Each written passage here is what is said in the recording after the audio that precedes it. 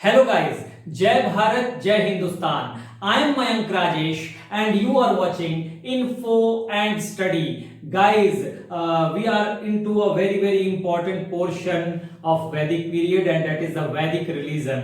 हम लोग already Rig Vedic religion के बारे में विस्तार से चर्चा कर चुके हैं. We have already discussed the Rig Vedic religion in detail. और जब हम ऋग वैदिक रिलीजन पढ़ रहे थे उस समय हमने बताया था कि हमारा जो तरीका होगा जब हम लेटर वैदिक रिलीजन यानी उत्तर वैदिक काल में आएंगे तो हम क्या करेंगे कि हम कंपेयर करते हुए चलेंगे किससे, ऋग वैदिक रिलीजन से या अर्ली वैदिक रिलीजन से. और यही तरीका हमारा, चाहे हमने वैदिक पीरियड में पॉलिटी पढ़ा, वैदिक पीरियड की हमने इकोनॉमी पढ़ी या वैदिक पीरियड की सोसाइटी पढ़ी, तो सबको हमने इसी तरह से पढ़ा. पहले हमने ऋग वैदिक पीरियड को जान लिया और उसके बाद जब हम लेटर वैदिक पीरियड में आए तो हमने तुलना करते हुए ऋग वैदिक पीरियड या यूं कहें कि पूर्व वैदिक काल से हमने तुलना करते हुए लेटर वैदिक पीरियड में उसको पढ़ा या उत्तर वैदिक पीरियड में उसको पढ़ा. तो देखिए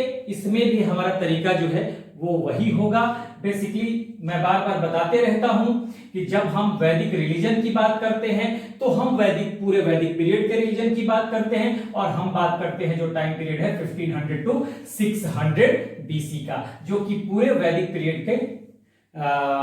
का समय है. हाँ, पूरा वैदिक काल है 1500 से 600 ईसा पूर्व तक का. ठीक है, और उसी को हम दो पार्ट में जब बांटते हैं वैदिक पीरियड को, तो एक हम रखते हैं ऋग वैदिक पीरियड, शॉर्ट फॉर्म में मैंने लिखा है आरवीपी या अर्ली वैदिक पीरियड ईवीपी, जिसे हम कहेंगे ऋग वैदिक काल या पूर्व वैदिक काल. और इसका समय जो है 1500 से 1000 बीसी तक का है. ठीक है, 1500 से शुरुआत होती है. तो ये जो समय है ये ऋग वैदिक पीरियड है जिसमें केवल ऋग्वेद की रचना की गई थी. ठीक है, वैदिक साहित्य की बात करें तो, और ये 1000 बीसी तक यानी कि 1500 से 1000 ईसा पूर्व तक चला था.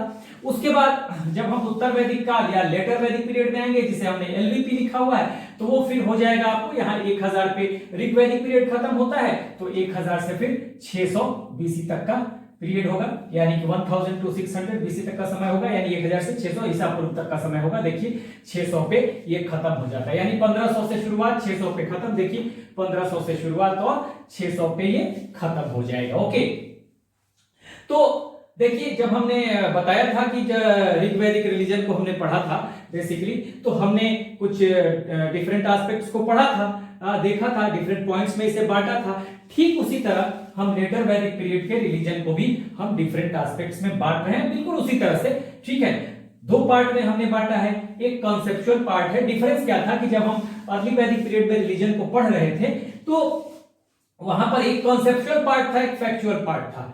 ठीक है, यहां पर एक कॉन्सेप्चुअल तो है और यहां जो आएगा वो कॉन्सेप्चुअल के साथ साथ फैक्चुअल भी होगा.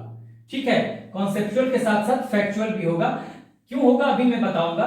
तो देखिए आज का जो ये हमारा लेटर वैदिक पीरियड जो हम पढ़ेंगे रिलीजन, उसमें जो कॉन्सेप्चुअल पार्ट है उसमें जो हमारा पॉइंट होगा डिस्कशन का वो होगा सोसाइटल इन्फ्लुएंस. ये हमने वैदिक पीरियड में भी देखा था. फिर पर्पस क्या है, सेम पॉइंट्स है लगभग. पर्पस क्या है, उद्देश्य क्या है इसका रिलीजन का.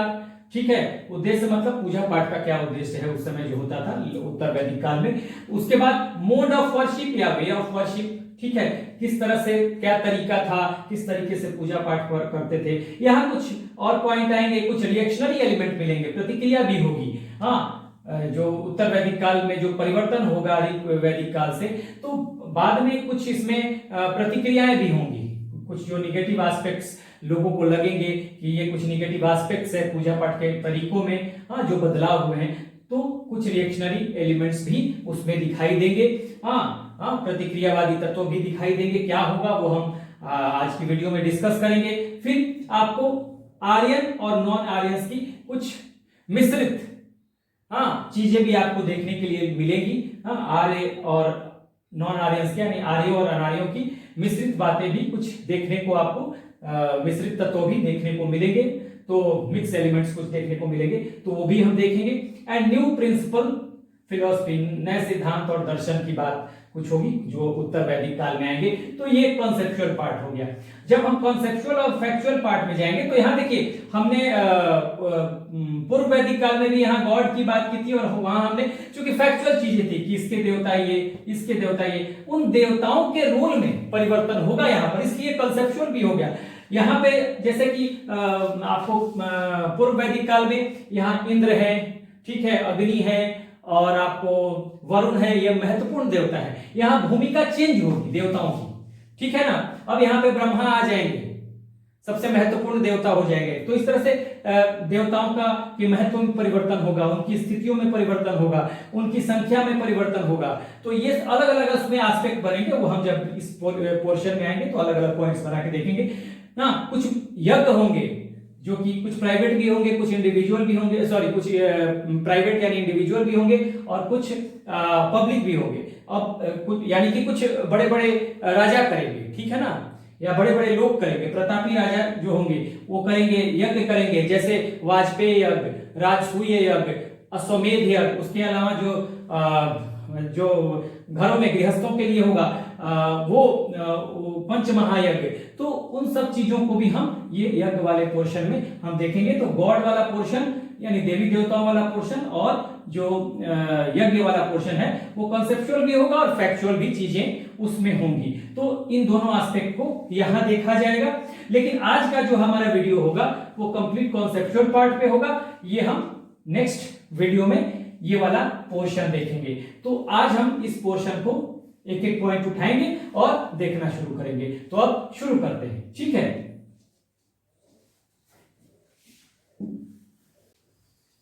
चलिए तब हम पहला पॉइंट उठाते हैं और हम देखते हैं सोसाइटल इन्फ्लुएंस को, ठीक है। अब हम सोसाइटल इन्फ्लुएंस की अगर हम बात करते हैं यानी सामाजिक प्रभाव की बात करते हैं तो देखिए मैंने बार बार कहा है कि समाज ही अदर एक्टिविटीज को, चाहे वो समाज जैसा होगा, चाहे उसकी समाज की राजनीति हो, चाहे उसकी अर्थव्यवस्था हो यानी इकोनॉमी हो, और चाहे उसका वेदर इट इज रिलीजन, ठीक है, whether it is whether it is religion, whether it is economy, whether it is politics, everything will be controlled according to the society. अगर सोसाइटी में परिवर्तन होगा, सोसाइटी में चेंज होगा, तो दूसरे एक्टिविटीज में भी, अन्य गतिविधियों में भी परिवर्तन होना लाजमी है, ठीक है। तो यहां पर अगर हम सोसाइटल चेंज की अगर हम बात करें, पहला पॉइंट हम देख रहे थे सोसाइटल चेंज की, ठीक है। यहां पे हम सोसाइटल इन्फ्लुएंस की बात कर रहे थे, सॉरी, सोसाइटल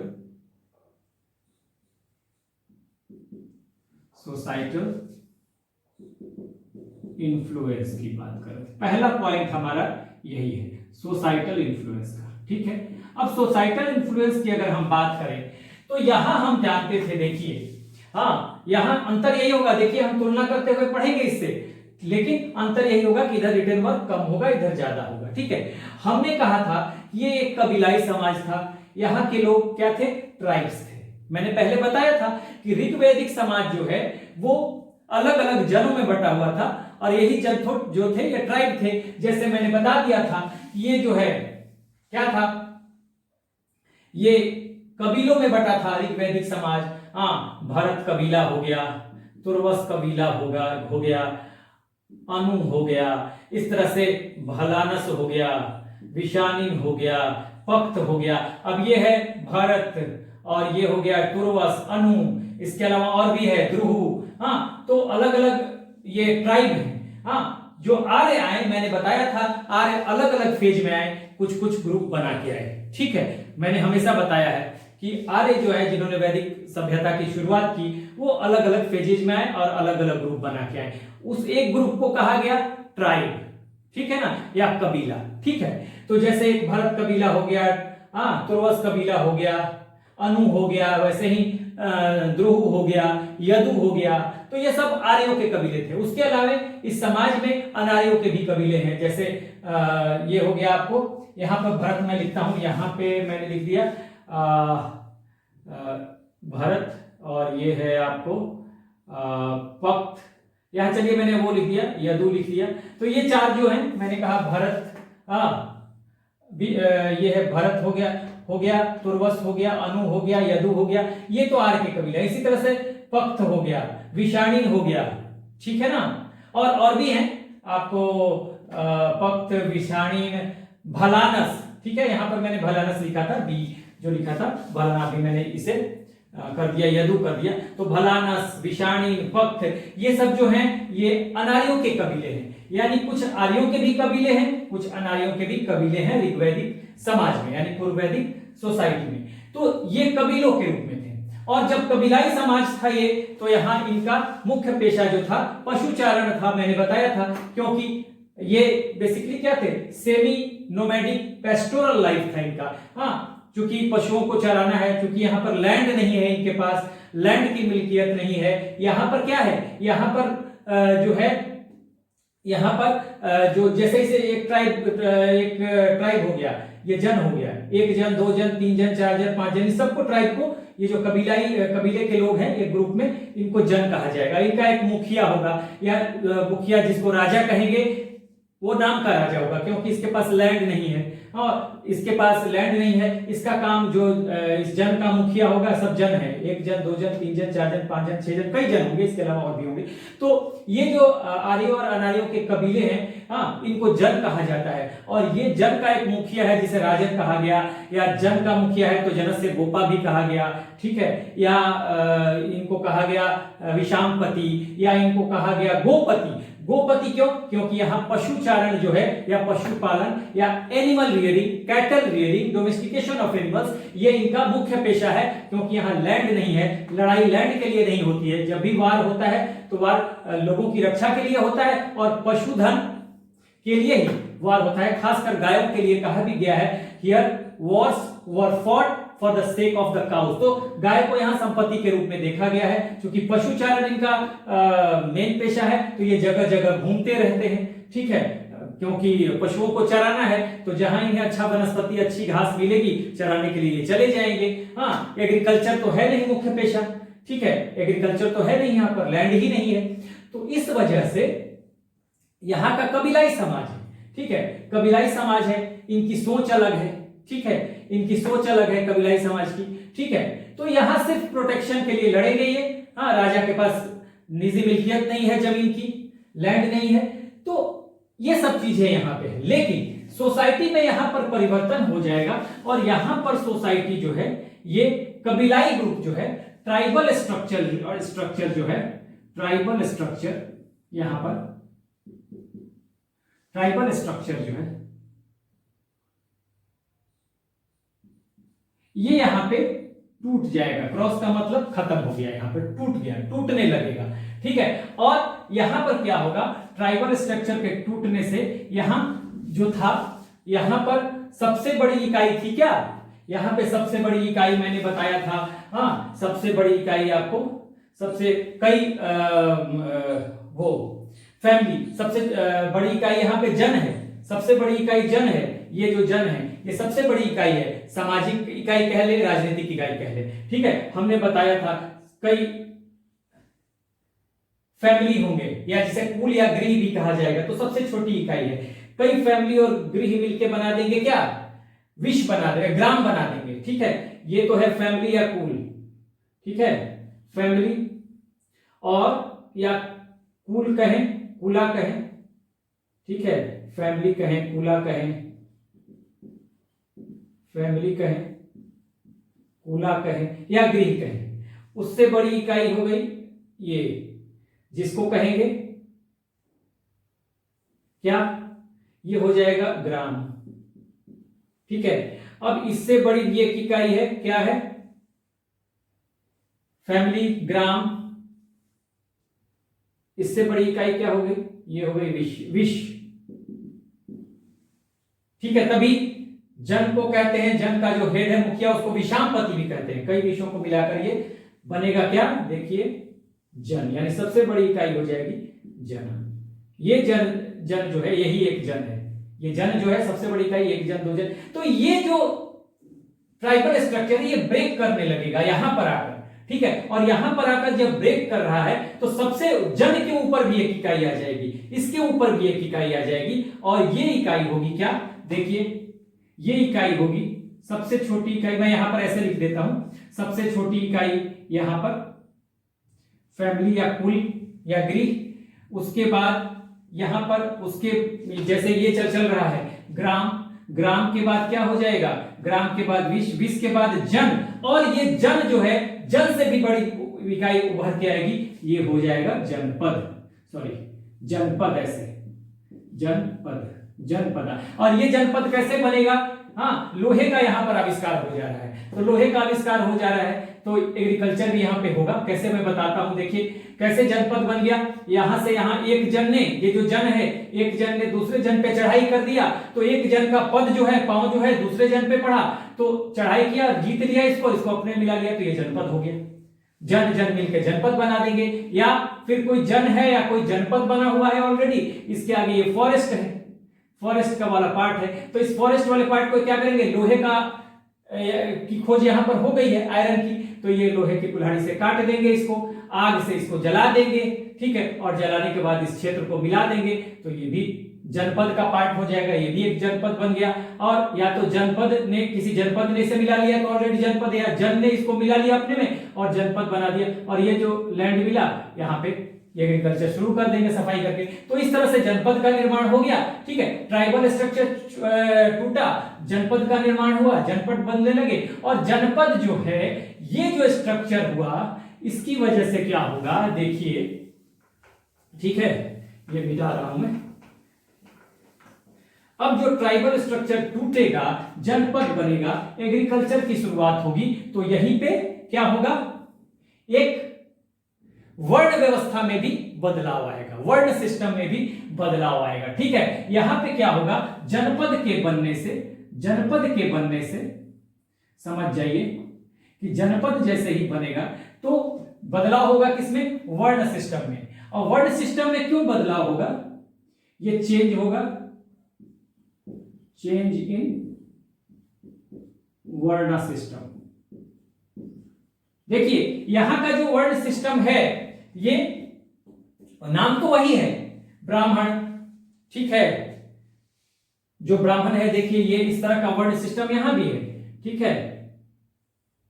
हाँ कैसे है भाई, सबसे ऊपर ब्राह्मण है, हाँ ब्राह्मण के बाद सबसे नीचे ये शूद्र हो गया, देखिए मैं लिख रहा हूं, शूद्र हो गया, शूद्र हो गया, उसके ऊपर हो गया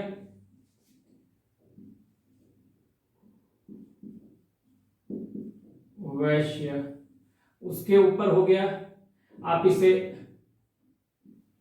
क्षत्रिय कह ले या राजन्य कह ले, राजन्य कह ले, और ये सबसे ऊपर हो गया ब्राह्मण, ठीक है। तो ये व्यवस्था तो यहां भी है, लेकिन ये जो व्यवस्था है यहां पर, ये व्यवस्था है बेस्ड ऑन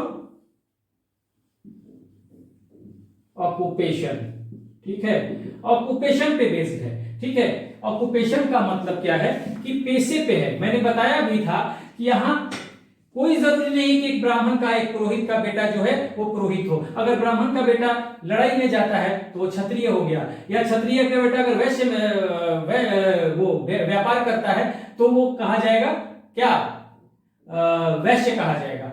ये जो वर्ण व्यवस्था यहां पे है ये कर्म मूलक है, ठीक है, ये बेस्ड ऑन ऑक्यूपेशन। चाहे हम ब्राह्मण के बेटे हैं, लेकिन हमने अगर वैश्य वाला काम कर लिया, व्यापार करने लगे, तो हम क्या होंगे, कहे जाएंगे वैश्य। और ऋग्वेद, और ये आप ऋग्वेद में लिखा हुआ है एक जगह, एक व्यक्ति है जो कह रहा है, I am a poet, my father is a physician, my mother is a grinder, but we live together and earn from different occupation, ठीक है। मैं एक कवि हूं, मेरे पिता चिकित्सक हैं, मेरी मदर जो है आटा पीसती है, हम लोग एक ही परिवार में रहते हैं, लेकिन अलग अलग हमारा पेशा है जिससे हम अर्निंग करते हैं, ठीक है। तो यहां वर्ण व्यवस्था, अब यहां जो वर्ण व्यवस्था ये जो है, यही वर्ण व्यवस्था जो है यहां जाकर ये वर्ण व्यवस्था जब यहां पहुंचेगा तो ये हो जाएगा क्या, जन्ममूलक, ठीक है ना। ये जन्ममूलक यहां जब हुआ, देखिए चीजें जो होती हैं जब हम पढ़ते हैं अलग अलग पॉइंट को, तो हर वीडियो में चीजें, बहुत सारी चीजें रिपीट होती हैं, आपका बहुत फायदा है बार बार वीडियो देखने से। तो यहां जो वर्ण व्यवस्था है, अब ये वर्ण व्यवस्था जो है, ये वर्ण व्यवस्था जो होगा, ये चेंज इन वर्ण व्यवस्था, और ये जो वर्ण सिस्टम है, वर्ण सिस्टम जो है, ठीक है, मैं ऐसे लिख देता हूं, वो अब यहां पे वर्ण सिस्टम, वर्ण सिस्टम जो है, ये जो है, ये हो गया कैसे, बेस्ड ऑन बर्थ, जन्ममूलक हो गया। यानी ब्राह्मण का बेटा चाहे वो कुछ भी करे, वो कहा जाएगा ब्राह्मण ही।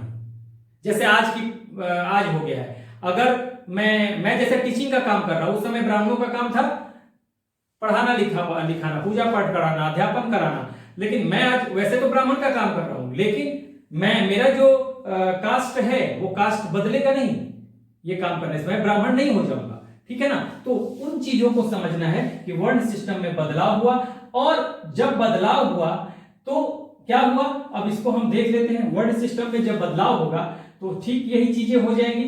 यहां पर क्या सोसाइटी का इन्फ्लुएंस होगा, अब वही स्थिति हो जाएगी, सबसे ऊपर ब्राह्मण है, ठीक है, यहां पर मैं लिख रहा हूं, सबसे ऊपर कौन है, ब्राह्मण है, ठीक है, और ब्राह्मण के बाद कौन है भाई, ब्राह्मण के बाद यहां पर कौन हो गया, ब्राह्मण के बाद हो गया क्षत्रिय, के से क्षत्रिय हो गया, क्षत्रिय के बाद वैश्य हो गया, ठीक है, वैश्य हो गया, बातें वही है, और ये शूद्र हो गया, ठीक है। अब ये जो व्यवस्था बनी, अब देखिए क्या होगा कि जैसे इस सोसाइटी में परिवर्तन होगा, कबीलाई समाज टूटा, वर्ण व्यवस्था बदला, जनपद यहां बन गया। अब यहां पर जो राजा यहां पे गोपति था या भूपति होने लगेगा, राजा यहां पे भूपति क्यों होने लगेगा, भूपति इसलिए हो रहा है क्योंकि अब निजी मिल्कियत, मैंने कहा ना, जन से जनपद बना, लैंड का विस्तार हो रहा है। यहां पे क्या हो रहा है, यहां पे जनपद बना, तो जनपद से क्या हुआ, जनपद का मतलब लैंड का विस्तार हो गया। अब यहां लड़ाई गाय के लिए हो रही थी, यहां लड़ाई किसके लिए हो रही है, क्षेत्र विस्तार के लिए हो रही है। तो जब क्षेत्र विस्तार के लिए हो रही है तो क्षेत्र विस्तार में एग्रीकल्चर भी होगा। अब यहाँ पे एग्रीकल्चर जो हो गया मुख्य पेशा हो गया, और जब एग्रीकल्चर मुख्य पेशा हो गया, यहाँ पे जनपद बना, तो जनपद में अब दो चीजें हो जाएंगी, एग्रीकल्चर, अब यहाँ पे मैंने लिख दिया एग्रीकल्चर जो है इज मेन ऑक्यूपेशन, अब यहां पर हो गया मेन ऑक्यूपेशन, ठीक है, एग्रीकल्चर अब यहां पे मेन ऑक्यूपेशन हो गया, मुख्य पेशा अब एग्रीकल्चर हो गया, ठीक है, क्योंकि अब यहां पे गोपति नहीं है, राजा भूपति हो गया, जन और जन मिला, जनपद बन गया। हाँ, जंगल है तो एक जन या जनपद ने जंगलों को कुल्हाड़ी से, लोहे की कुल्हाड़ी से काट दिया, यहां पर लोहे की खोज हो गई, आयरन की खोज हो गई, उसको साफ कर दिया, आग जला के लोहे की कुल्हाड़ी से काट के फिर उसको खुद में मिला लिया, वहां पे एग्रीकल्चर कर रहा है। अब निजी मिल्कियत होने लगी, विस्तार हो रहा है क्षेत्र का, तो क्षेत्र का विस्तार हुआ। हाँ, वर्ण व्यवस्था में चेंज हुआ क्योंकि अब ये हो गया जन्ममूलक, यानी कि बेस्ड ऑन बर्थ। अब क्या होगा, देखिए कि चीजें बदलेंगी, इससे पूजा पाठ, हाँ, और रिलीजन पर भी कैसे फर्क पड़ेगा। अब ये ब्राह्मण और ये जो है, देखिए वैश्य है, यहाँ पे एग्रीकल्चर, वैश्य क्या कर रहा है, एग्रीकल्चर कर रहा है, यहाँ पर एग्रीकल्चर कर रहा है, तो वैश्य जो है एग्रीकल्चर कर रहा है और व्यापार कर रहा है, यही एक टैक्स पेयर है, टैक्स पे कर रहा है। हाँ, किसको टैक्स देगा, क्षत्रियों को, क्योंकि क्षत्रियों के पास लैंड है, वैसे एग्रीकल्चर करेगा। हाँ, वैसे एग्रीकल्चर, इनके पास लैंड है, दे देंगे इसको कि चलो भाई खेती करो, यहां से ये टैक्स भी थोड़ा लेंगे, ठीक है, और इनके पास जो पैसा आएगा ये राजा बनेंगे, वास्तविक राजा बनेंगे, क्योंकि निजी मलकियत आएगी, और वास्तविक राजा जब क्षत्रिय बनेंगे तो अब ये ब्राह्मण भी अपना वर्चस्व चाह रहे हैं। तो यहां पर क्या होगा कि ब्राह्मण अब कहेंगे कि भाई आपको प्रतापी राजा बनना है, ये यज्ञ कराओ, वो यज्ञ कराओ, कर्म कांड में विश्वास करो, हाँ, मंत्रों का सही उच्चारण करेंगे, जब कर्म कांड करेंगे, मंत्रों के उच्चारण से आपके राजपाट में आपका विस्तार होगा, राजपाट आपका अच्छा चलेगा, ठीक है। आप बहुत फ्लोरिश करोगे, प्रॉस्पेरिटी आएगी, समृद्धि आएगी। तो ये क्या करेंगे, अपना प्रभुत्व जमाने के लिए अब ये कहेंगे कि भाई आप तरह तरह के कर्म कांड करो, बलि करो, दो ये दो वो दो, पूजा पाठ की तमाम कॉम्प्लेक्सिटीज आएंगी ब्राह्मणों की वजह से। और ये ब्राह्मण जो है क्यों ऐसा करेंगे, क्योंकि अब जीविका का साधन इन ब्राह्मणों का क्या हो गया, ये क्षत्रिय हो गए। कैसे, ये क्षत्रिय राजकाज चला रहे हैं, इनको राजन्य कहा जा रहा है। हाँ, ये यज्ञ कराएंगे, वैसे टैक्स देंगे, क्षत्रिय राजकाज चलाएंगे, ठीक है। और समृद्धि के लिए और अन्य चीजों के लिए ये क्या करेंगे, अलग अलग तरह के पूजा पाठ, यज्ञ, कर्म कांड ये सब कराएंगे। और ऐसा करने से इनको क्या होगा, इनको फायदा ये होगा कि इनको दान दक्षिणा, पैसा रुपया, जमीन, ये सब चीजें ब्राह्मणों को मिलेगी। तो ब्राह्मणों का जीवन जो है क्षत्रियों के कारण चल रहा है, क्योंकि क्षत्रिय तमाम तरह के करा रहे क्या, यज्ञ, कर्म कांड, और इससे इनको दान मिल रहा है। तो ये इस तरह का सोसाइटी में चेंज आएगा। ब्राह्मण सबसे ज्यादा डोमिनेंट हो जाएंगे, क्योंकि यही जानते हैं कि सही मंत्र का उच्चारण कैसे होगा, सही कर्म कांड कैसे होगा, राजा की समृद्धि कैसे होगी, ये सब ब्राह्मण गाइड करेंगे राजाओं को, ठीक है। तो इस तरह से सोसाइटी जो है इन्फ्लुएंस करेगी, ठीक है। आगे देखेंगे कि अगले पॉइंट में कि अब इस तरह के रिलीजन में, इस तरह के रिलीजियस प्रैक्टिसेस का पर्पस क्या था, उस समय के लोग क्या सोचते थे। इतना तो हम समझ गए, ये सोसाइटी जो चेंज हुई, इससे कर्म कांड को बढ़ावा मिल रहा है। ये सोसाइटी ने असर किया, इन्फ्लुएंस डाला कि पूजा पाठ कैसे किया जाए। और पूजा पाठ में एक्सपर्टाइज यहाँ पे ब्राह्मण अपने आप को बता रहे हैं अपने डोमिनेंस के लिए, क्योंकि इनकी जीविका निर्वाह इन्हीं कर्म कांडों पे, इन्हीं पूजा पाठ पे चलने वाली है। तो अब हम आगे बढ़ेंगे और दूसरे पॉइंट पर आएंगे, पर्पस पे, उद्देश्य पे, ठीक है। तो अब हम आगे बढ़ते हैं। अब हमने यहां तक तो समझ लिया कि यहां पर कबीलाई समाज टूट रहा है, जो कि पूर्व वैदिक काल में था। हाँ, आयरन आ गया, जनपद का निर्माण हो गया, सबसे बड़ी सामाजिक और राजनीतिक इकाई जनपद हो गई। क्षेत्र के लिए यहाँ लड़ाई हो रही है, यहाँ क्षेत्र का विस्तार हो गया, यहाँ का जो राजा है, हाँ, वो जो है, जो किंग है, वो क्षेत्र के लिए लड़ रहा है, क्षेत्र बढ़ रहा है, तो एग्रीकल्चर हो रहा है। जनपद बनने के बाद यहाँ पर एग्रीकल्चर जो हो गया, कृषि जो हो गया, मुख्य पेशा हो गया। वैश्य जो है कृषि करेंगे, हाँ, वो टैक्स देंगे राजन्य को या क्षत्रियों को। क्षत्रिय जो है कर्म कांड करेंगे, कर्म कांड करवाएंगे, किसके थ्रू, ब्राह्मणों के थ्रू। ब्राह्मण जो है वो पुरोहित होंगे इनके, और ब्राह्मणों को दान दक्षिणा, हाँ, बड़ा बड़ा दान दक्षिणा इनको मिलेगा, ठीक है, डोनेशंस मिलेंगे ब्राह्मणों को। तो ये सोसाइटी जो के बदलने से, कबीलाई स्ट्रक्चर टूटने से जो सामाजिक परिवर्तन हुआ, हाँ, कहां पे, रिलीजन में, ये हमने अभी तक देखा। और अब हम देखेंगे अगला पॉइंट, कौन सा, पर्पस क्या था, उद्देश्य क्या है। देखिए, पर्पस कहें, ऑब्जेक्टिव कहें, जो भी, पर्पस, अगर हम पर्पस देखते हैं तो देखिए यहां पर हमने कहा था कि यहां का जो पर्पस था, हाँ, यहां पर भी मटेरियल थिंग लोग डिजायर करते थे, मटेरियल थिंग्स, हाँ, की डिजायर होगी। डिजायर किस चीज की होगी यहां पर, पूजा पाठ में मटेरियल थिंग्स की। तो ये चीज तो यहां कंटिन्यू रहेगा कि मटेरियल थिंग्स की डिजायर लोग, यहां भी material things, desire of material things, यहां भी वही चीजें होंगी। डिजायर किस चीज की होगी, मटेरियल थिंग्स की। ये तो यहां भी बात हुई, ठीक है। तो ये तो निरंतरता है, हाँ, भौतिक सुख सुविधा, मटेरियल थिंग्स, मटेरियल हैप्पीनेस, ठीक है। यहां भी आप थिंग्स की जगह हैप्पीनेस कह सकते हैं, मटेरियल हैप्पीनेस, मटेरियल हैप्पीनेस कह दीजिए, मटेरियल हैप्पीनेस कह दीजिए इसको। तो मटेरियल हैप्पीनेस तो यहां भी है, ठीक है। तो ये तो एक कंटिन्यूटी वाली बात होगी कि यहां से यहां जो चला था मटेरियल, लोग पूजा पाठ में का पर्पस क्या है कि मुझे भौतिक सुख प्राप्त हो, ठीक है ना। तो भौतिक सुख यहां भी, भौतिक सुख की प्राप्ति की बात हो रही है, यहां भी हो रही है। ये तो कंटिन्यूटी वाली बात है, निरंतरता वाली बात है। लेकिन जो परिवर्तन आएगा, यहां के लोग मैंने बताया था इहलौकिक लाइफ में, यानी इस लोक की बात करते हैं, मटेरियल थिंग तो है, इनका पर्पस क्या है पूजा पाठ का, कि हमें यही जीवन जीना है। हाँ, ये अमरता की बात करते हैं यहां पर, इन्हें मोक्ष प्राप्ति की इच्छा नहीं है, ये चाहते हैं कि हम जीवन भर हमारा जीवन जो है वो खत्म ही ना हो, अमरता की, इमोर्टलिटी की बात करते हैं। ठीक है, यहाँ के लोग, तो यहाँ के लोग क्या करते हैं, इहलौकिक जीवन, इहलौकिक जीवन। यहाँ के लोग जो डिजायर तो है मटेरियल थिंग्स, लेकिन फिर भी बावजूद इस डिजायर के बावजूद डिजायर तो मटेरियल है, लेकिन जो पारलौकिक जीवन की, नेक्स्ट वर्ल्ड की भी बात कर रहे हैं, नेक्स्ट वर्ल्ड पारलौकिक जीवन की, हाँ नेक्स्ट वर्ल्ड की बात करेंगे, यानी कि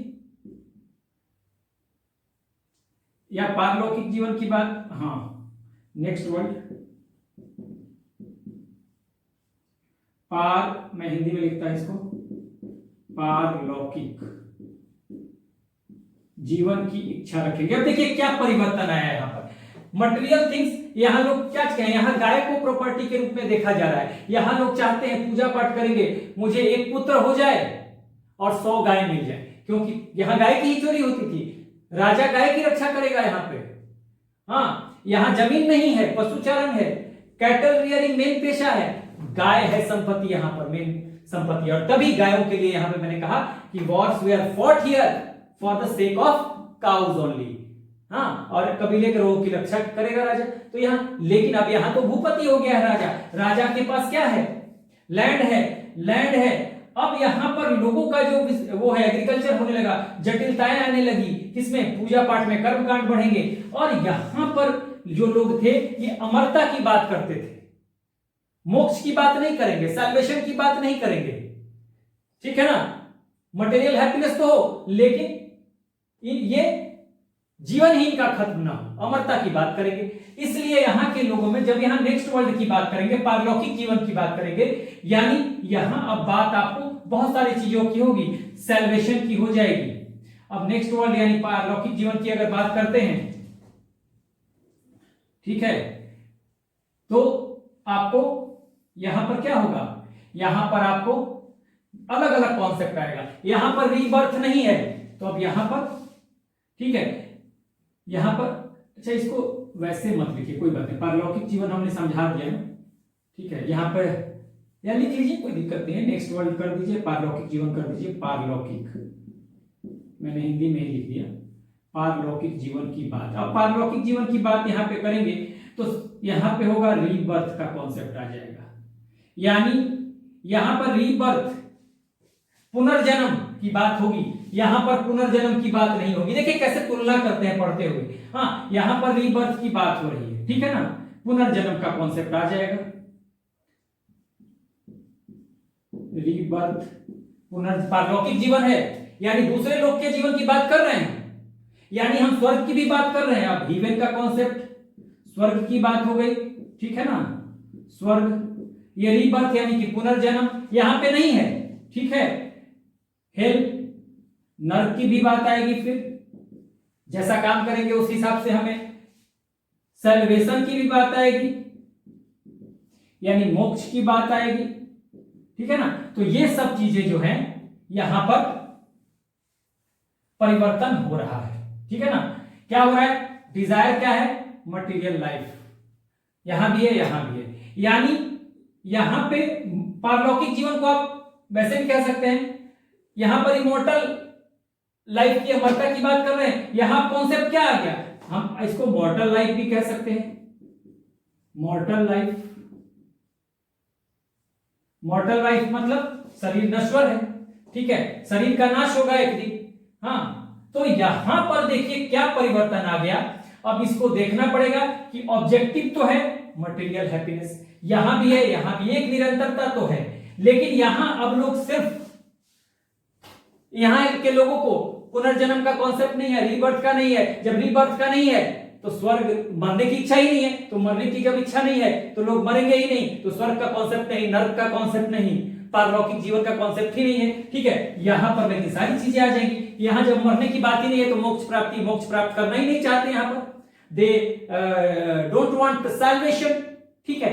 but here people want salvation, people want मोक्ष, ठीक है ना। तो ये परिवर्तन यहां को देखने के लिए मिलेगा। इसके अलावा यहां पर और पर्पस क्या होगा, पर्पस अगर देखें तो पर्पस में अगर हम देख लें तो और पर्पस की अगर हम बात करें तो यहां पर जो पर्पस होगा, यहां पर मैंने बताया कि ब्राह्मण क्या चाहते हैं, ब्राह्मण चाहते हैं यहां पर इकोनॉमिक इंटरेस्ट आ जाएगा,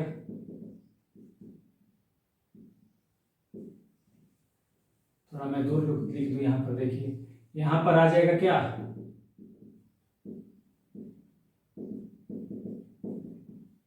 इकोनॉमिक इंटरेस्ट भी पर्पस है। यहां के पूजा पाठ का पर्पस इकोनॉमिक इंटरेस्ट भी है, किसके लिए, ब्राह्मणों के लिए, किसके लिए, क्षत्रियों के लिए। क्यों, वैश्य क्या करेंगे, वैश्य एग्रीकल्चर, देखिए एग्रीकल्चर जो है यहां पर हो गया, हाँ वैश्य एग्रीकल्चर कर रहे हैं, व्यापार कर रहे हैं यहां पर, और टैक्स पेयर कौन है, टैक्स पेयर है वैश्य ही। यहां पर जो है जो 4 वर्ण बटे हुए हैं और वो जन्म मूलक हो गए, यानी बेस्ड ऑन बर्थ हो गए, हाँ सबसे ऊपर ब्राह्मण, फिर क्षत्रिय जो कि ब्राह्मण पूजा पाठ अध्यापन का काम कर रहा है, यानी टीचिंग का काम कर रहा है, पूजा पाठ का काम कर रहा है, हाँ उसके बाद आपको कौन है, क्षत्रिय है जो लड़ाई करता है, युद्ध करता है, वॉर करता है, राजन्य, इनको राजन्य भी कहा जा रहा है, राजकाट चलाता है, युद्ध करता है, वॉर करता है, ठीक है। उसके बाद वैश्य है जो ट्रेड और एग्रीकल्चर इनका काम है, और शूद्र जो है वो तीनों को सर्व करते हैं, ऊपर वाले कास्ट को, शूद्रों की पोजीशन जो है सबसे नीचे है। तो इकोनॉमिक इंटरेस्ट किसका है, राजन्य का भी है, क्योंकि ये देंगे कौन, वैश्य देंगे इनको टैक्स, तो इनका इकोनॉमिक इंटरेस्ट राजन्यों को आ गया, और राजन्य को जो टैक्स आएगा या रुपया पैसा आएगा, लड़ाई करेंगे, क्षेत्र विस्तार होगा, उससे क्या होगा, राजन्य क्या करेंगे या क्षत्रिय क्या करेंगे, अपनी समृद्धि के लिए तमाम तरह के कर्म कांड, पूजा पाठ, सेक्रीफाइसेस, बलि, हाँ यज्ञ, ये सब कराएंगे, और कराने वाले कौन है, ब्राह्मण है। तो यहां सबका एक इकोनॉमिक इंटरेस्ट भी यहां पे है, यानी कि आर्थिक हित भी पर्पस में छुपा हुआ है। पॉलिटिकल इंटरेस्ट,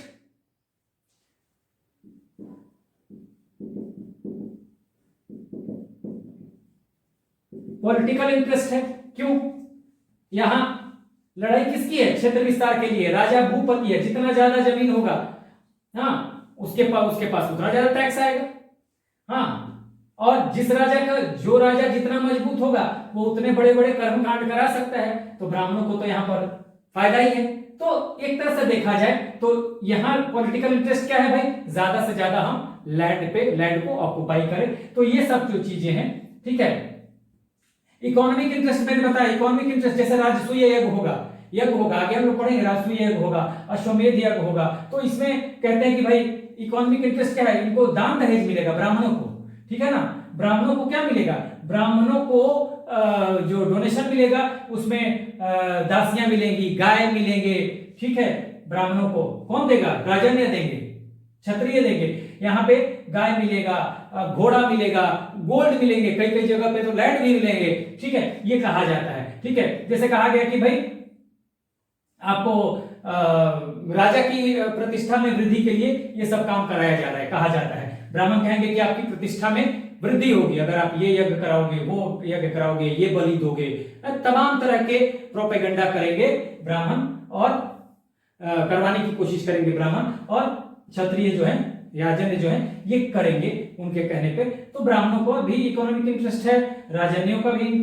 या क्षत्रियों का भी इकोनॉमिक इंटरेस्ट है, क्योंकि ज्यादा लैंड होगा तो ज्यादा टैक्स आएगा, हाँ तो वो ज्यादा खर्च कर सकते हैं, जितना बड़ा राजा उतना बड़ा उसका यज्ञ और पूजा पाठ, ठीक है, और पॉलिटिकल इंटरेस्ट तो है ही राजन्यों का।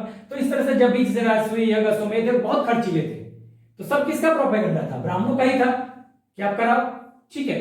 तो ये सब जो कॉम्प्लेक्सिटीज बढ़ेगी तो इसमें इकोनॉमिक इंटरेस्ट भी छुपा हुआ है, राजनीतिक इंटरेस्ट भी छुपा है, ये सब कॉन्सेप्ट वाली चीज है, इसमें बहुत ज्यादा आपको जब आप लिखने जाओगे, ये मैं कह रहा हूं कि यूपीएससी के लिए जो मैं समझा रहा हूं, यूपीएससी के लिए तो बहुत इंपॉर्टेंट है, सिर्फ राइटिंग वर्क के लिए है ये।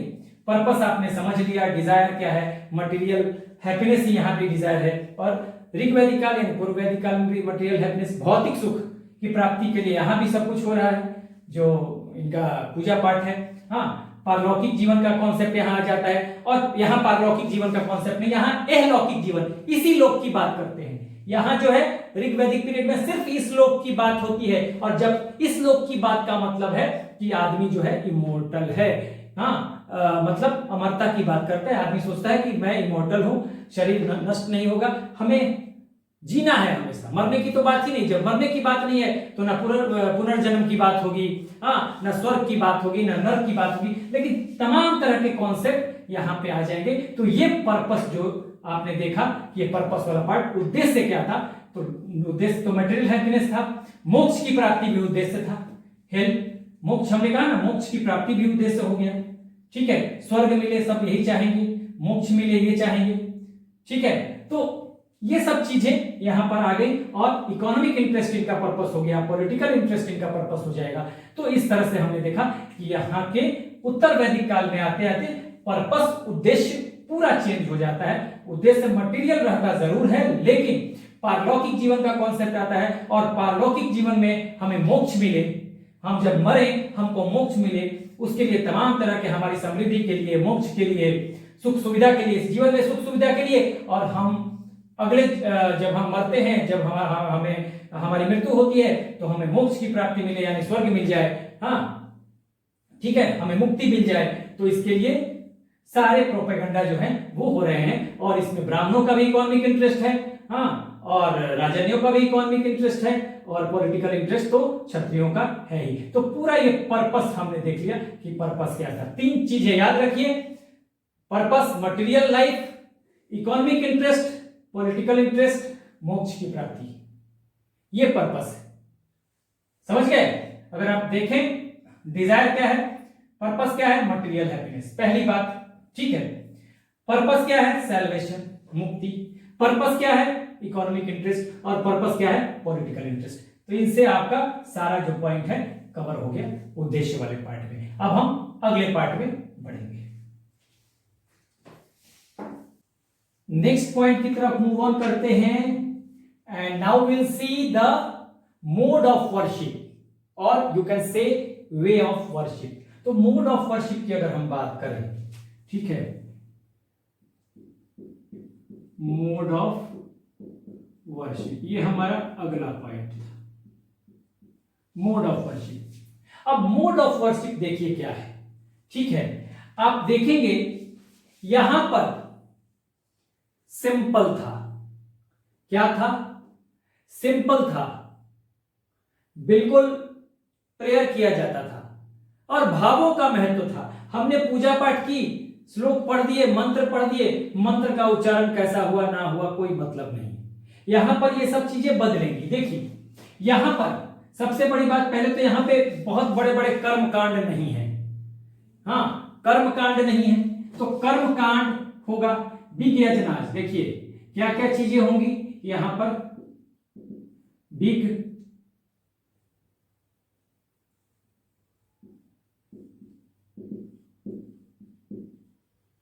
यजनाज एंड कर्मकांडा, कर्मकांड, ठीक है। बिग यजनाज यानी कि बड़े बड़े यज्ञ होंगे, राजसूय यज्ञ, वाजपेयी यज्ञ, अश्वमेध यज्ञ, ये होगा। कर्मकांड भी होगा, कर्मकांड मतलब पशुओं की बलि और ये सब चीजें। और कर्मकांड का मतलब ये था तमाम तरह के मतलब जटिल मंत्र यहां पे पढ़े जाएंगे, ठीक है इसमें, हाँ। तो जब आपको मंत्र पढ़े जाएंगे तो उनका जो उच्चारण है मंत्र का, उस पर विशेष ध्यान दिया जाएगा। अब मैं लिखूंगा इसको। अब बिग यजनाज की बात कर रहे हैं, ये जो यज्ञ होंगे ये इंडिविजुअल भी करेंगे, यानी प्राइवेट लोग भी करेंगे, प्राइवेटली भी होगा, और ये होगा पब्लिक भी होगा। पब्लिक मतलब राजा वजा लोग करेंगे, पब्लिकली बहुत बड़ा होगा, जैसे राष्ट्रीय यज्ञ और वाजपेयी यज्ञ, ये सब यहाँ पे, ठीक है।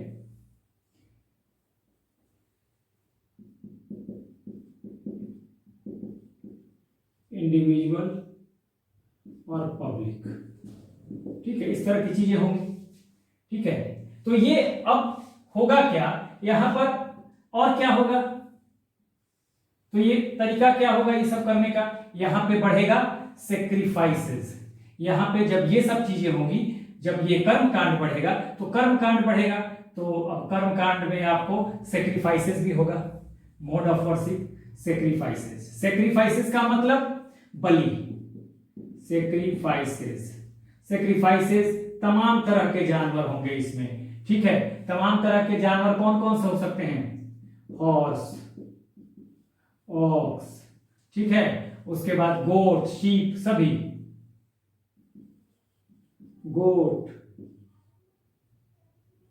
शीप, तो ये सब तमाम जानवर, मतलब ये तो मैंने लिख दिया, और भी तरह के जानवर होते होंगे जिनकी बलि दी जाती होगी, ठीक है। तो ये सब सेक्रीफाइसेस होंगे, यानी कि बलि।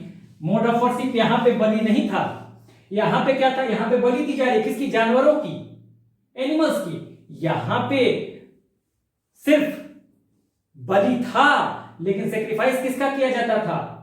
वेजिटेबल्स, फ्लावर्स, प्लांट्स, यानी जो भी होगा यहां पे फल फूल पत्ती, हाँ, इनको चढ़ाया जाएगा और उसी को बलि माना जाता था, ठीक है। तो यहां पे बलि उसका दिया जाता था, यहां पे तरीका बदल गया। ये सब मैंने लिख नहीं रहा हूं यहां पर, क्योंकि मैंने बताया हुआ है, हाँ, जो ऋग्वैदिक पीरियड का मोड ऑफ वर्शिप है, वे ऑफ वर्शिप, उसमें मैंने बताया हुआ। यहां पे अब देखिए चेंज हो गया, सेक्रीफाइसेस आ गया एनिमल्स का, ठीक है, यानी एनिमल सेक्रीफाइसेस, यहां पे एनिमल।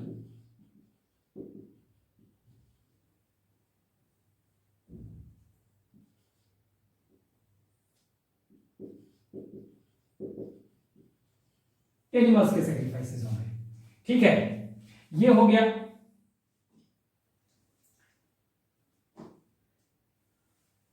अब क्या होगा? आपको इससे बहुत सारी चीजें निकल के आएंगी, ठीक है। अब यहां पे जो था, देखिए जो मोड होगा, इस मोड से अब क्या होगा? इस मोड में एक चीज और शामिल है, क्या है? यहां पे मैं लिखता हूं डोनेशंस, और ये डोनेशंस मैं लिखता हूं बिग डोनेशंस, ठीक है। बिग डोनेशंस किसको? ब्राह्मण्स को,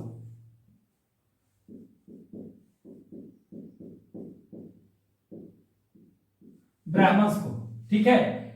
कहा जाता था कि जब अश्वमेध यज्ञ होता था, हाँ, तो उसमें ब्राह्मण जो है, देखिए कि बिग डोनेशंस, ठीक है, बिग डोनेशन, देखिए छूट गया ये डोनेशंस। ब्राह्मण क्या करते थे? डिमांड करते थे। कहा तो ये भी जाता है कि चारों दिशाओं की का डिमांड करते थे, क्या?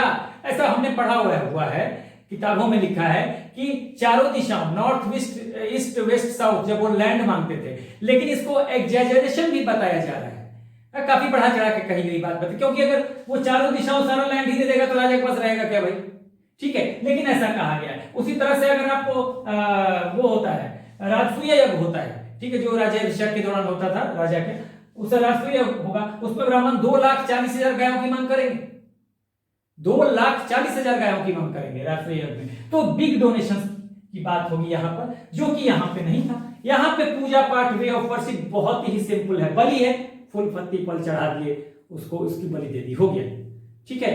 वेजिटेबल्स चढ़ा दिए, जो भी उस समय का होगा उसको चढ़ा दिए। जौ की बलि दी जाएगी, यौ उस समय था, ऋग्वैदिक पीरियड में एक ही अन्न था, यौ यानी बार्ली, उसकी बलि दी जाएगी। लेकिन यहां पर जानवरों की बलि दी जाने लगी, कई जगह तो इंसानों की भी, ठीक है ना। ये बहुत ज्यादा बढ़ गया कर्मकांड।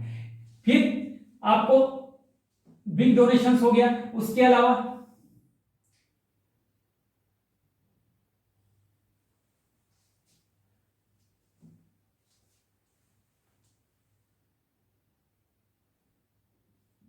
वे of worship, correct pronunciation,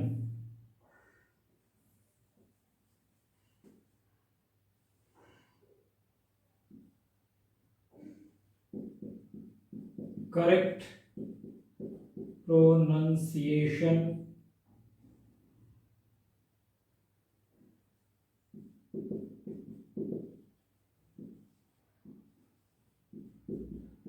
mantras, ठीक है।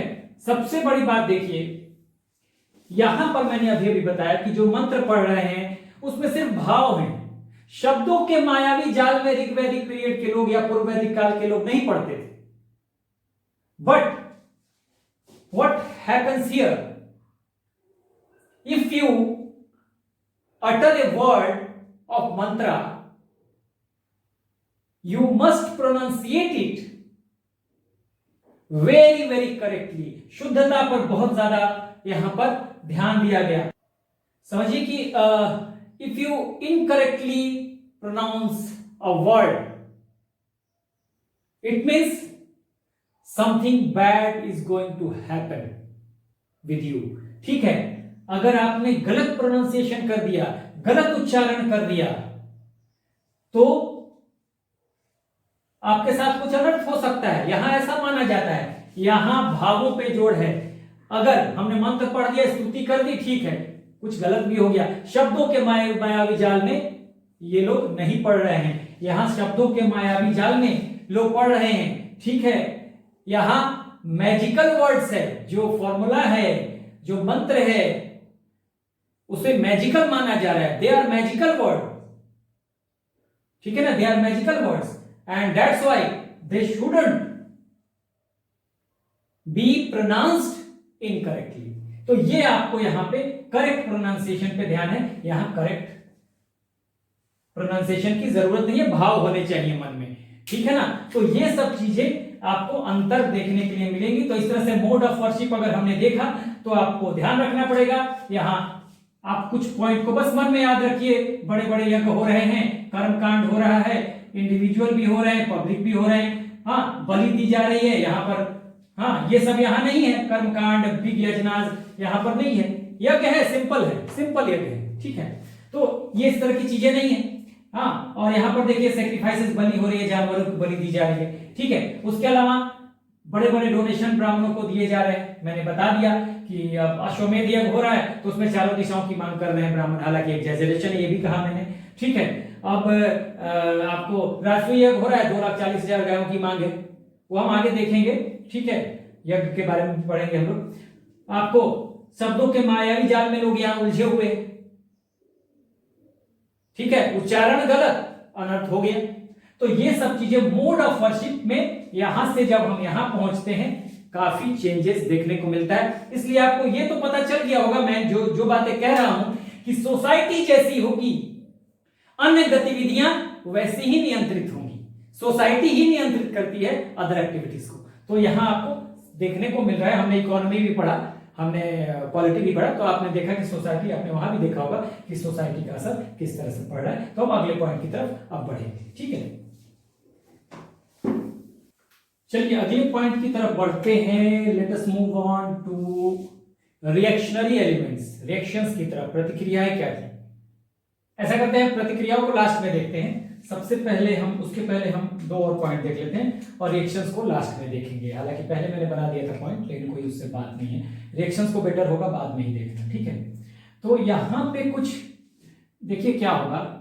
यहां पे Aryans plus non Aryans elements यहां पे मिक्स हो जाएंगे. हाँ, ठीक है. अब वो एलिमेंट्स कौन कौन से होंगे, जैसे हम, इसमें कुछ ज्यादा नहीं है, बस दो चार चीजें आप लिख लीजिए. ठीक है, जैसे यहां पर बात होगी भूत पिशाच की. एविल स्पिरिट लिख सकते हैं आप. एविल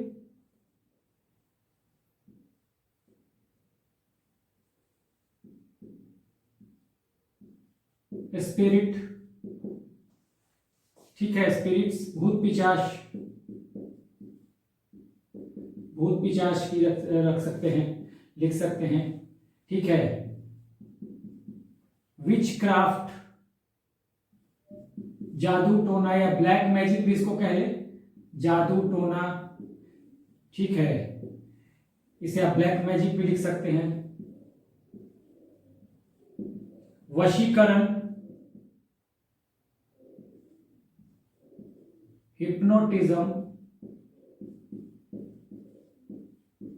वशीकरण.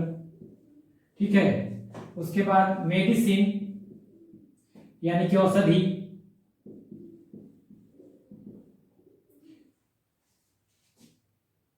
मेडिसिन, औषधि. उसके बाद आप यहां पर कुछ मंत्र आएंगे,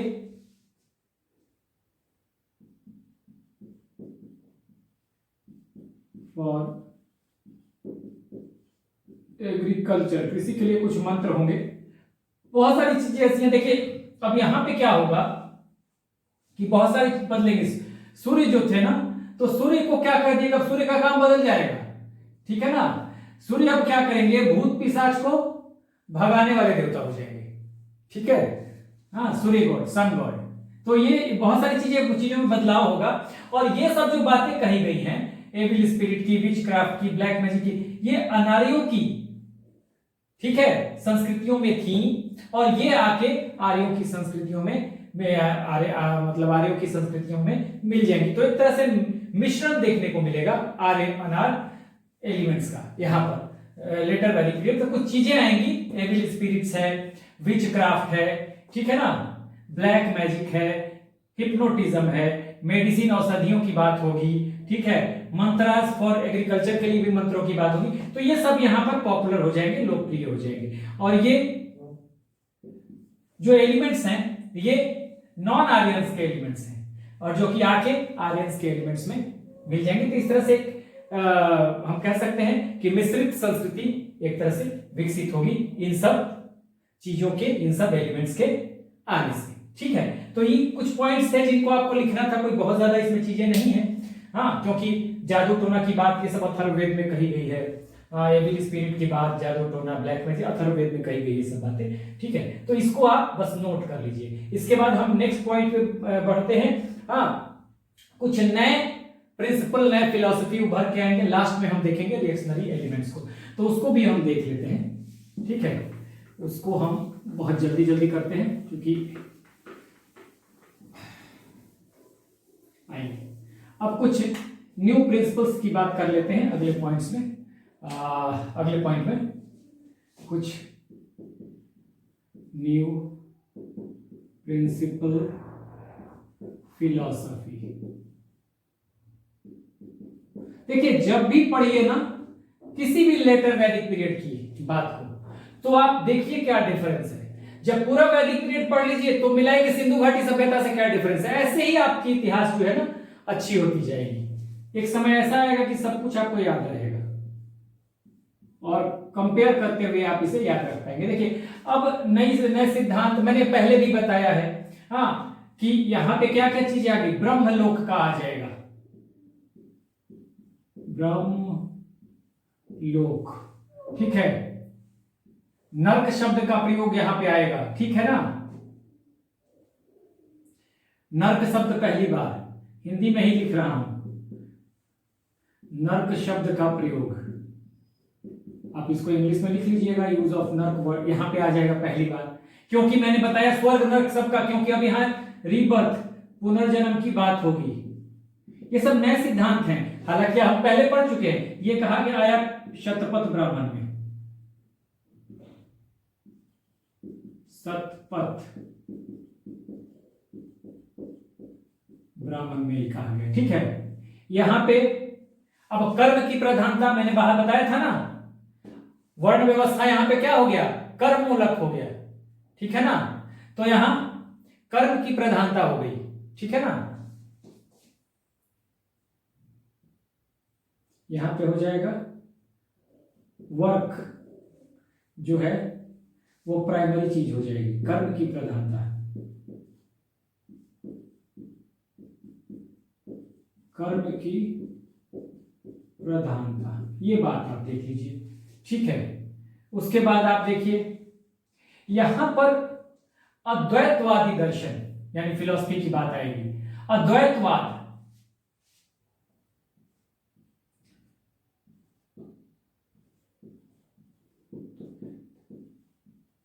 वाद, ठीक है, अद्वैतवाद आ जाएगा। देखिए अद्वैतवाद फिलॉसफी, देखिए अब क्या है अद्वैतवाद। देखिए अद्वैतवाद, देखिए ड्यूअलिज्म एक बात करते हैं, ड्यूअलिज्म में सब कुछ अलग अलग है। हाँ, मेरा तेरा की बात होगी, ब्रह्मा अलग है, जीव अलग है, यानी सोल अलग है, ठीक है, सब कुछ अलग अलग है। यहां ब्रह्मा यानी ब्रह्मा और जीव यानी आत्मा दोनों को एक ही बताया गया है। कहा गया है अद्वैतवाद में कि एक ही सत्य है और वो है ब्रह्म। ठीक है, लेकिन आप द्वैतवाद जाएंगे, द्वैतवाद का मतलब ड्यूअल, अलग अलग, सेपरेशन, ब्रह्मा अलग आत्मा अलग। ठीक है, ये कहा जाएगा। लेकिन यहां कहा जाएगा बाकी सब माया है, एवरीथिंग इज इल्यूजन। यहां पे कहा जाएगा and the only truth is the Brahma. आत्मा भी है तो ब्रह्मा का ही हिस्सा है।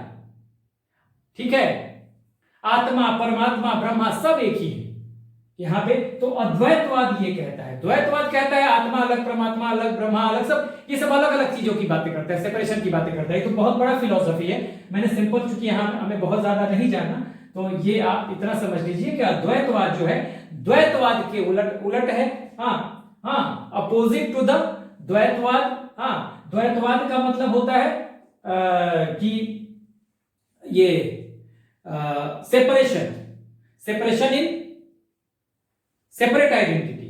हाँ, सेपरेट आइडेंटिटी, ब्रह्मा की सेपरेट आइडेंटिटी है, आत्मा की सेपरेट आइडेंटिटी है, परमात्मा की सेपरेट आइडेंटिटी है। हर चीज में मेरा तेरा, अलग अलग अलग अलग बातें होगी। अद्वैतवाद सिंगल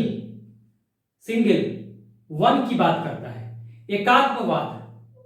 ठीक है ना, द्वैतवाद द्वैत का मतलब दो, ड्यूअलिज्म, अलग अलग, सेपरेशन। लेकिन यहां अद्वैतवाद कहेगा the only one thing is real और ट्रूथ। हाँ, और only the truth is only Brahma. ठीक है ना, कहेगा the truth is only Brahma. तो ये बात कहेगा अद्वैतवाद। बाकी जो है जीव है, परमात्मा है, ब्रह्म है, सब एक है। हाँ, ये कहेगा सब एक है। अद्वैतवाद कहेगा the only truth is Brahma and everything is illusion, सब कुछ माया है बाकी। तो ये चीज आपको समझना पड़ेगा। अद्वैतवाद की फिलॉसफी आ जाएगी। ठीक है, उपनिषद की बात होगी यहां पर, उपनिषद आ जाएंगे। उपनिषद को हम वेदांत भी कहते हैं। मतलब सबसे अंत में वैदिक साहित्य जो लिखे गए हैं, वैदिक साहित्य जो है सबसे अंत में, पहले वो वेद होंगे, ब्राह्मण, अरण्यका, फिर उपनिषद। ठीक है, तो इसको उपनिषद यानी कि इसको वेदांत भी कहा गया। उपनिषद, इसको आप वेदांत भी कह सकते हैं।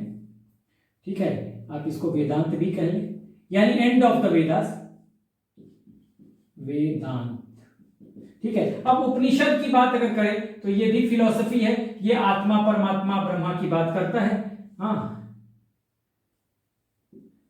ये बेसिकली क्या है, इसको ऐसे समझ लीजिए कि उपनिषदों ने क्या किया कि जो भी रिचुअल्स हो रहे हैं, कहा उत्तर वैदिक काल में, ये रिचुअल्स क्या है, बहुत ज्यादा रिचुअल्स हैं। कर्मकांड, रिचुअल्स ही तो है, कर्मकांड, मंत्रों का उच्चारण, शब्दों का मायावी जाल, वर्ड्स के मैजिकल पावर पे बहुत ज्यादा जोर है। तो ये सब रिचुअल्स हैं।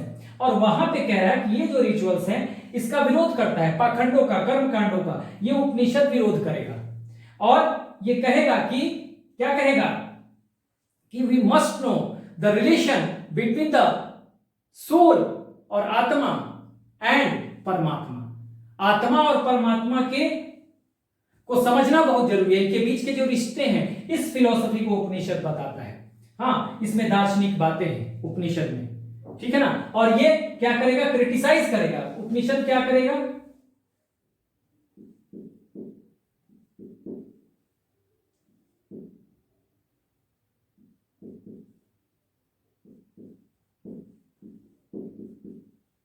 रिचुअल्स को क्रिटिसाइज करेगा। जो ये कर्मकांड है और ये सब चीज, जो ये भी रिचुअल्स हैं, उसको क्रिटिसाइज करेगा। ये कहेगा खुद को जानना जरूरी है, आत्मा को जानना जरूरी है, परमात्मा को जानना जरूरी है। ठीक है, तो अलग इसकी फिलॉसफी अलग है। ये लास्ट में जब उपनिषद आएगा ना, तो उपनिषद क्रिटिसाइज करना शुरू करेगा इन तमाम कर्म कांडों के, जो यज्ञ है, बलि है। ठीक है, इस तमाम जो कॉम्प्लेक्सिटीज है, जो पूजा पाठ में, जो मोड ऑफ वर्शिप में जो कॉम्प्लेक्सिटीज आ गई लेटर वैदिक पीरियड में, उनको क्रिटिसाइज करेगा। रिचुअल्स का मतलब जो रिचुअल्स हैं, रिचुअल्स ऑफ लेटर वैदिक पीरियड, ऐसे लिखिए, रिचुअल्स ऑफ लेटर वैदिक पीरियड, ये क्रिटिसाइज करेगा। ठीक है, उपनिषद। तो ये तमाम तरह के नए सिद्धांत और फिलॉसफी यहां पर आ जाएंगे। तो ये चीजें आप ध्यान रखिए। अब लास्ट पॉइंट हम देखेंगे रिएक्शनरी एलिमेंट्स को। तो ये मैं मिटाकर फिर उसको शुरू करता हूं। चलिए अब हम आखिरी पॉइंट देखते हैं कि ये सब जो चीजें हुई, जो रिलीजियस प्रैक्टिसेस थी यहां पर लेटर वैदिक पीरियड या उत्तर वैदिक काल में,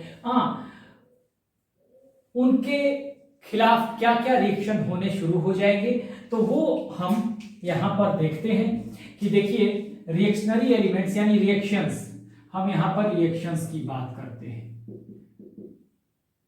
रिएक्शनरी एलिमेंट्स आप देखिए, रिएक्शनरी एलिमेंट्स ऐसे लिखिए। अब देखिए यहां तक हमने लिख दिया। अब यहां पर देखिएगा,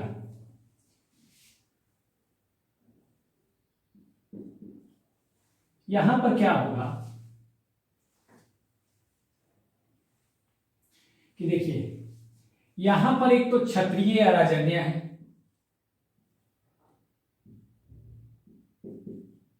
क्षत्रिय कहिए अराजन्य है, और दूसरे हैं वैश्य। देखिए अब क्या होगा, ब्राह्मणों ने क्या कर दिया है, पुरोहित बन बैठे हैं, उनका डोमिनेंस है, क्योंकि वही कह रहे हैं कि ये कर्म कांड करो समृद्धि मिलेगी, ये यज्ञ करो तो आपका विस्तार होगा, ये करोगे तो नाम हो जाएगा। तमाम तरह के कर्म कांड ये करवा रहे हैं और उसमें ब्राह्मणों को अच्छा खासा डोनेशन देना पड़ रहा है।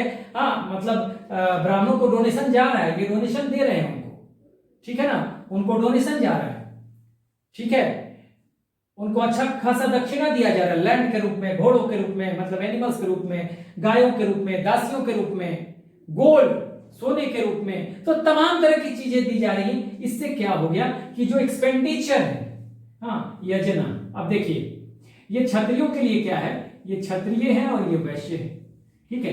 अब इनके लिए क्या हो गया कि ये जो है, इनके लिए ये यज्ञ करा रहे हैं, यजना और यज्ञ, हम कह रहे हैं एक्सपेंडिचर, किसका, एक्सपेंसेस, एक्सपेंसेस, जीएक्सपी एक्सपेंसेस समझ लीजिए, एक्सपेंडिचर, ये एक्सपेंडिचर जो है जबरदस्त बढ़ रहा है। अब अपन ब्राह्मणों को, ब्राह्मण जो पुरोहित बन बैठे हैं और ये सब काम करा रहे हैं कर्म कांड इनसे, तो क्या होगा, खर्च बढ़ रहा है इनका, तो एक समय तो ऐसा आएगा कि ये उबेंगे तो ये फेडअप होने लग जाएंगे। तो ये क्षत्रिय, ये एक्सपेंडिचर से क्या है, ये क्षत्रिय जो है, इस एक्सपेंडिचर की वजह से ये क्षत्रिय हैं, ये फेडअप हो जाएंगे, तो इनमें फेडअप होंगे तो नाराजगी आएगी, तो ये एक रिएक्शन के रूप में उभर के आएगा, मतलब बीज बोना शुरू हो जाएगा, बीज इसमें डलना शुरू हो जाएगा रिएक्शंस का, ठीक है। वैश्यों के साथ क्या दिक्कत है, ये खर्चे से उबेंगे आगे।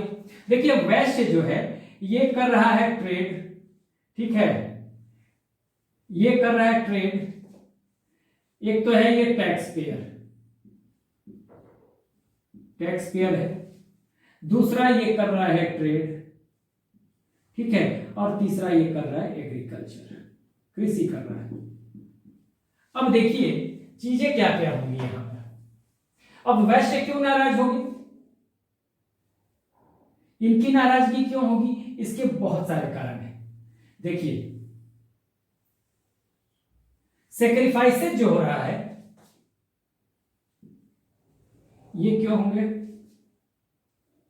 ये इनके रिएक्शन क्यों आएंगे भाई, सेक्रीफाइसेस, सेक्रीफाइसेस मतलब पशु बलि, ठीक है, और पशु बलि का रिजल्ट क्या होगा, रिजल्ट क्या होगा कि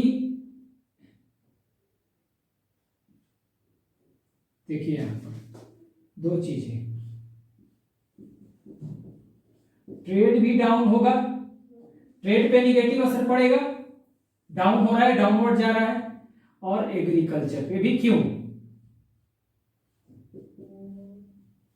एग्रीकल्चर पे ये डाउन जा रहा है, ठीक है, क्यों असर पड़ेगा, वेस्ट सेक्रीफाइस होगा, सेक्रीफाइस का रिजल्ट क्या होगा, ट्रेड पे असर पड़ेगा, एग्रीकल्चर पे असर पड़ेगा। क्यों ट्रेड पे असर पड़ेगा, क्यों एग्रीकल्चर पे असर पड़ेगा, पहली बात इनको तो एक तो टैक्स देना पड़ रहा है, और जब टैक्स, इनमें कमी आएगी, टैक्स कहां से भरेंगे, जब एग्रीकल्चर ही सही नहीं होगा, जब ट्रेड ही सही नहीं होगा। क्यों नहीं हो रहा है, क्योंकि ज्यादा जब आप सेक्रीफाइसेस देंगे उसमें बैलों की, हाँ, पशुओं की, बकरियों की, भेड़ों की। कुछ जानवर ऐसे हैं जो कि एग्रीकल्चर में, बैलों से खेतों की जुताई होगी, एग्रीकल्चर में बहुत हेल्पफुल है। जब पशुधन की कमी होने लगेगी, हाँ, तो एग्रीकल्चर जो है, एग्रीकल्चर पे नेगेटिव असर पड़ेगा। ठीक है, थोड़ा मैं इसे और क्लियर कर दूं। एग्रीकल्चर में लिखता हूं AG, एग्रीकल्चर, ठीक है, AG ही लिख रहा हूं, A और G, तो इस पे असर पड़ेगा। जानवरों का इस्तेमाल परिवहन के लिए हो रहा है, और परिवहन पे अगर प्रभाव पड़ेगा तो ट्रेड पे भी प्रभाव पड़ेगा। ठीक है, नेगेटिव एस्पेक्ट, जानवरों के सेक्रीफाइस से परिवहन पे भी असर पड़ेगा और एग्रीकल्चर पे भी असर पड़ेगा।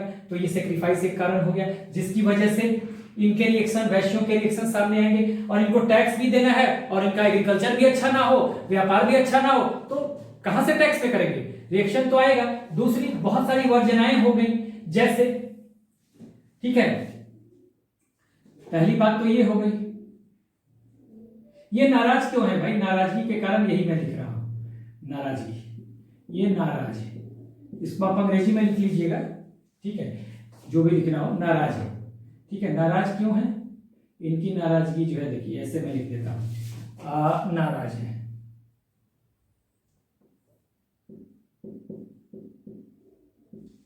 इनकी नाराजगी का जो कारण है, एक तो सेक्रीफाइस हो गया, दूसरा देख लीजिए, हाँ, समुद्र पार व्यापार पर रोक है, यानी कि सी ट्रेड,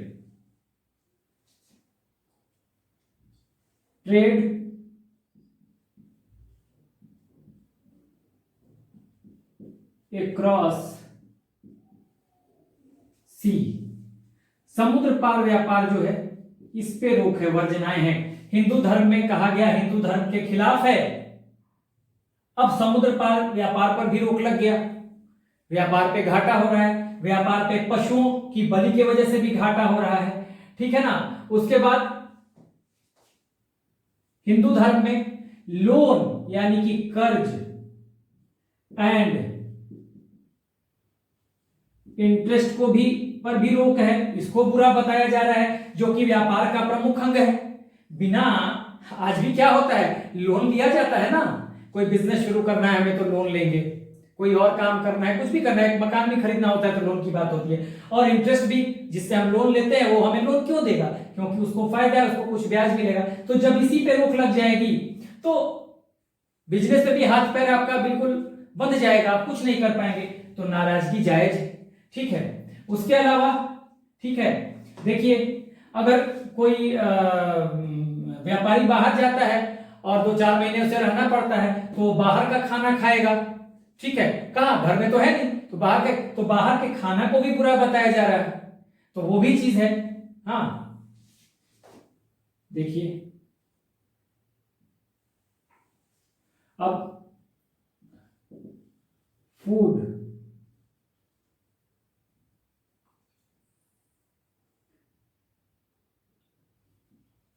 आउटसाइड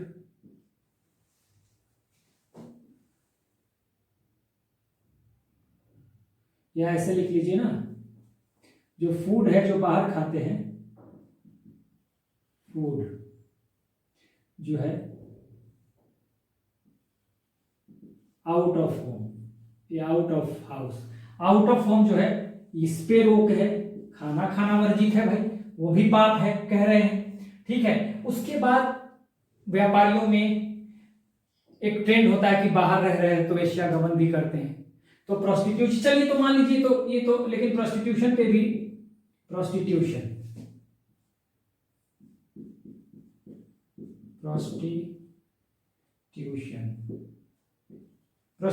पे भी रोक है। तो ये सब जो है एक तरह से रिएक्शनरी एलिमेंट्स जो हैं, ये सब यहां पे आपको दिखाई दे रहे हैं। हाँ, क्यों? रिएक्शन के रूप में जो कर्म कांड है और लेटर वैदिक रिलीजन जो है, जिसमें बहुत सारी कॉम्प्लेक्सिटीज आ गई, हाँ, बहुत सारी जटिलताएं आ गई, उसके निगेटिव एस्पेक्ट निकल के आए। वैश्य जो है बहुत सबसे बड़े टैक्स पेयर है, यही ट्रेड भी करते हैं, यही एग्रीकल्चर भी करते हैं। ठीक है, अब क्या होता है कि भाई इनको टैक्स पे करना है, टैक्स अगर एग्रीकल्चर और ट्रेड अच्छा नहीं होगा, टैक्स कहां से करेंगे? हाँ, अब ये जो है सेक्रीफाइसेस, बलि प्रथा बढ़ गई। हाँ, तमाम तरह के जो यज्ञ हो रहे हैं, कर्म कांड हो रहे हैं, जानवरों की बलि दी जा रही है, जानवरों की बलि से कृषि पर, एग्रीकल्चर पे नेगेटिव एस्पेक्ट, हाँ परिवहन पे नेगेटिव एस्पेक्ट, परिवहन के साधनों में कमी आएगी, तो ट्रेड, बिना परिवहन के साधनों के जानवर उस समय परिवहन में बड़ा अहम रोल निभाते थे, तो उससे भी ट्रेड प्रभावित होगा। समुद्र पार आप व्यापार नहीं कर सकते हैं, तो इससे आपका ट्रेड प्रभावित हो रहा है, ठीक है। लोन और इंटरेस्ट अगर नहीं मिलेगा, इस पे वर्जनाएं लगा दी जाएंगी, इस पे रोक लगा दिया जाएगा, तो क्या होगा, तो व्यापार का प्रमुख अंग है, व्यापार करना मुश्किल हो जाएगा, ट्रेड करना मुश्किल हो जाएगा। फूड बाहर नहीं खाना है, बाहर रहते हैं तो खाना, घर से अगर खाना बाहर खाना खाते हैं तो वो बुरा माना जाता है। प्रोस्टिट्यूशन एक ऐसा पार्ट है, हाँ, तो उस पे रोक लगा दी गई थी। तो इन सब चीजों से वेस्ट जो है नाराज रहने लगे। कहां से टैक्स पे करेंगे जब बिजनेस ही नहीं होगा, व्यापार ही नहीं होगा, टैक्स कहां से? अगर ये टैक्स पे कर रहे हैं तो फिर यहाँ पे इनका खर्चा बहुत बढ़ गया। ब्राह्मणों ने अपने डोमिनेंस की वजह से, हाँ, वर्शिप को, मोड ऑफ वर्शिप जो है इतना कॉम्प्लेक्स बना दिया कि उसमें तमाम तरह के खर्चे बढ़ गए। मैंने बताया उन खर्च की वजह से क्षत्रिय जो हैं ये नाराज रहने लगे और ये फेड अप हो गए, ठीक है। और यहीं से आप देखेंगे कि आगे बुद्धिज्म और जैनिज्म जब शुरू होगा तो इन्हीं कर्म कांडों के खिलाफ शुरू होगा। तो एक तरह से यहीं पे एक बैकग्राउंड तैयार होना शुरू हो जाएगा, ठीक है, बुद्धिज्म और जैनिज्म का। तो यही जो है ना, आप देखेंगे कि लेटर वैदिक ये जो कर्म कांड है, यही से आपको ये जो रीजन है इससे एक बैकग्राउंड हो गया ये, हाँ, यहीं पे बीज बो दिया जाएगा।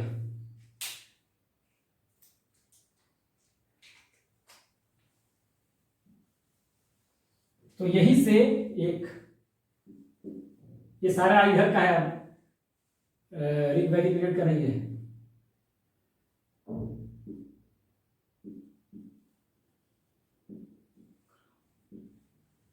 इज यहां पैसे बैकग्राउंड जो है ये मिल गया किस चीज के लिए, यहां पे पृष्ठभूमि तैयार होने लगी किस चीज के लिए, बुद्धिज्म एंड जैनिज्म, ठीक है। क्योंकि बुद्धिज्म और जैनिज्म जो है ये रिएक्शन ही था इन कर्म कांडों के खिलाफ। वैदिक कर्म कांड जो थे, ठीक है, उन्हीं के खिलाफ बुद्धिज्म और जैनिज्म एक रिएक्शन था। तो यहीं से बीज पड़ना शुरू हो जाएगा बुद्धिज्म जैनिज्म का। तो इस तरह से आप देखिए कि ये बैकग्राउंड आपका बुद्धिज्म जैनिज्म का जो है ये बन गया। तो एक रिएक्शनरी एलिमेंट के तौर पे आप ध्यान रखिए। वेस्ट जो है ट्रेड टैक्स पेयर है, ट्रेड एग्रीकल्चर इनका मुख्य पेशा है, हाँ, और यही टैक्स पे कर रहे हैं किसको, क्षत्रियों को पे कर रहे हैं ये वैश्य। लेकिन ट्रेड एग्रीकल्चर कर रहे हैं तो बलि प्रथा शुरू हो गई। उसका रिजल्ट ये हुआ कि बलि प्रथा से जानवरों की हानि, जानवरों की बलि दी जाने लगी, उससे जानवर कम हुए, तो एग्रीकल्चर पे असर पड़ा, हाँ, ट्रेड पे असर पड़ा क्योंकि परिवहन के साधनों में कमी आ गई। ट्रेड, समुद्र पार ट्रेड पे रोक है तो उससे दिक्कत है। लोन और इंटरेस्ट पे रोक है तो व्यापार को उससे प्रॉब्लम आएगी। बाहर खाना नहीं खा सकते, व्यापार के सिलसिले में बाहर जाते हैं तो ये प्रॉब्लम हो गई। प्रोस्टिट्यूशन तो एक अलग पार्ट है, लेकिन हाँ ये भी एक नाराजगी का कारण था। लेकिन ट्रेड व्यापार को पूरी तरह से अगर खत्म कर दिया हो जाएगा, इससे ये तो तय है कि ट्रेड व्यापार पे, ट्रेड एंड एग्रीकल्चर पे बहुत बुरा असर पड़ेगा और इससे काफी ज्यादा इनको टैक्स जो पे करना है, इन पर जो टैक्स का अकेले टैक्स पेयर है, 4 वर्ण है, ब्राह्मण, क्षत्रिय, वैश्य और शूद्र। तो ऊपर वाले जो ये तो दोनों बिल्कुल इन्हीं के टैक्स से ऐश कर रहे हैं, ठीक है। तो ये टैक्स जो है बहुत हेवी टैक्स है इन पर, तो इस वजह से नाराजगी तो जायज है, ठीक है। और क्षत्रियों का जब एक्सपेंडिचर बढ़ना शुरू होगा जरूरत से ज्यादा, जब ब्राह्मणों की डिमांड जरूरत से ज्यादा होने लगेगी तो वो भी उब जाएंगे, हाँ, कर्मकांडों के खर्चे से, एक्सपेंडिचर से।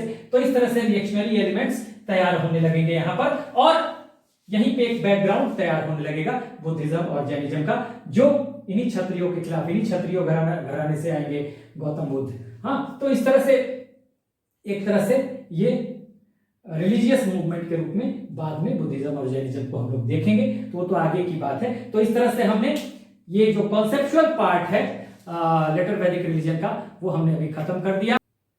सो do like, share and subscribe. Take care, all the best.